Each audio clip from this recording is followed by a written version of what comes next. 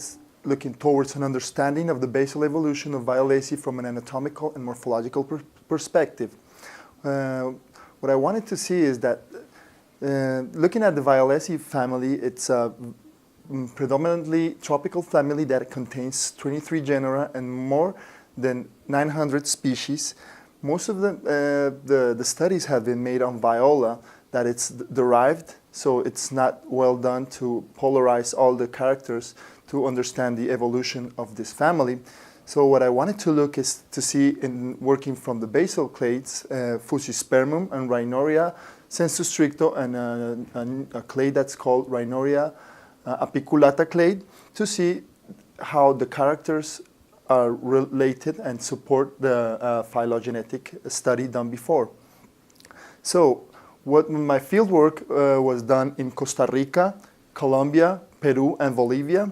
My methods were, I looked at the stem anatomy, nodal anatomy, I looked at leaf, petiole, seeds, and flowers. I used microtome techniques using different stains, and I looked under the microscope, light microscope, and scanning electron microscope.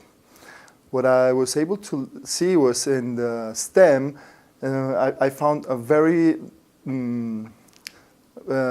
common stem anatomy for all the family, and the outgroup being Goupiaceae, where it has a more fluted stem. But looking at the pith, something strange happens when looking at Fusispermum, that has a very strange heterogeneous pith. Meanwhile, all the Violaceae family, including the Goupiaceae, that's the outgroup, have a normal homogeneous pith. I also looked at the nodal anatomy. In the nodal anatomy, it was interesting to find that Goupiaceae had more relation with the Malpighiales, having a 3-nodal anatomy instead of a unilacunar nodal anatomy as the Celestraceae, where it was put before. And all of the other Violaceae had a 3-nodal anatomy, except Fusispermum, that had a pentalacunar anatomy. Probably this is going to be an apomorphy for Fusispermum. I also looked at the leaf anatomy, and beginning with the petiole, there were interesting features that I was able to look as the rib traces, where it has different arrangements, going from 6 rib traces, 3 on each side in Goupiaceae, or 4, 2 on each side for Fusispermum, Rinorea apiculata, Rinorea crenata, and Rinorea paniculata, or having an odd number in Rinorea lindeniana. Probably this odd number corresponds to an asymmetrical leaf base blade that is present in this species. The other species that had normal basal symmetrical leaf blade presented only 2 rib traces.